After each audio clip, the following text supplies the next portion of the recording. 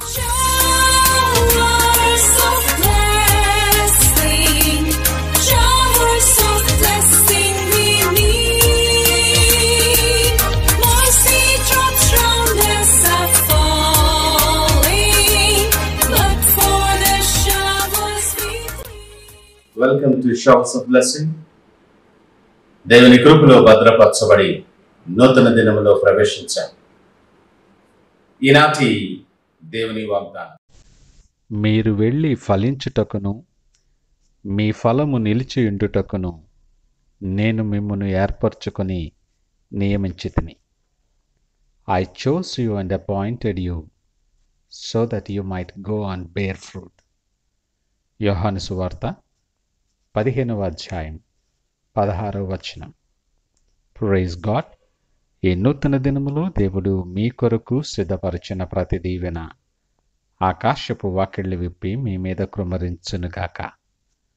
మరి యొక్క నూతన దినాన్ని ఆరంభిస్తున్న నేపథ్యంలో ప్రేమ కలిగిన ఆదరణ వాగ్దానము ద్వారా మనల్ని ఆయన దర్శిస్తూ ఉన్నాడు.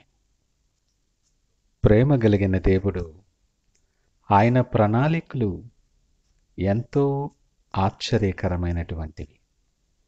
కృపాక్షేమములు మన వెంట ఉంచి మనం మేలు కోరుకునే దేవుడు ఆయన. నీవు పొందుకున్న ప్రతి ఆశీర్వాదం నిత్యము నీతో నిలిచి ఉండాలని, నీవు బహుగా ఫలించాలని ఇష్టపడే గొప్ప దేవుడు ఆయన. ఆయన నామము కలిగిన బిడ్డలుగా ఆయన సన్నిధిలో నిలిచి ఉండి విశ్వాసములో నీవు బలపడి నిత్యము వెలుగుచు ఆయనను అనేక మందికి ప్రకటిస్తూ ఆయన ప్రేమను ప్రతిఫలింపచేస్తూ నీవు ఫలించాలని దేవుడు మాట్లాడుతూ ఉన్నాడు. ప్రతి విషయములో కూడా నీవు ఫలించాలని ఆయన ప్రణాళిక.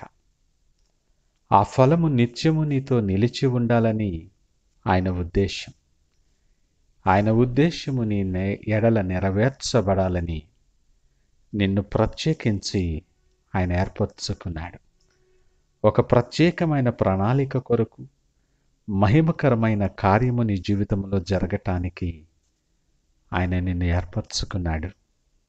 నీ పరిస్థితులను బట్టి, నువ్వు ఎదుర్కొంటున్న శ్రమలను బట్టి, నడుస్తున్నటువంటి ఇరుకైన మార్గాలను బట్టి, నెమ్మది లేని పరిస్థితులను బట్టి ధైర్యం విడిచిపెట్టకు.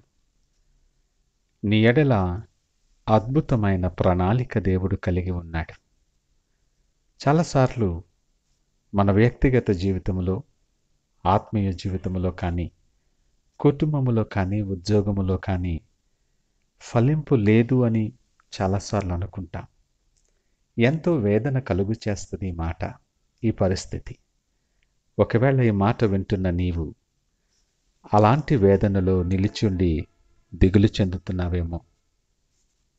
నిన్ను కలవరపెట్టేది, నీకు వేదన కలుగు చేసేది ఈ మాటే అయ్యుంటే దేవుడు నీతోనే సూటిగా మాట్లాడుతున్నాడు.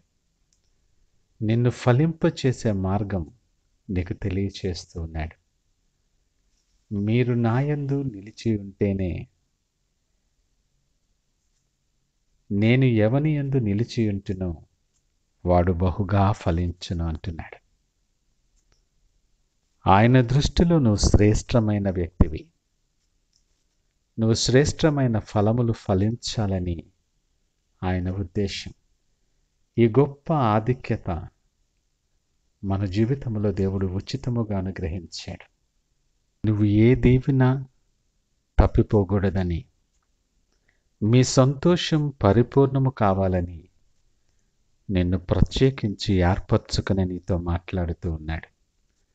ఆ గొప్ప ధన్యత నీవు పొందుకోవాలని ఈ నూతన దినములు ఆయన నిన్ను జ్ఞాపకము చేసుకున్నాడని గుర్తు చేసుకో.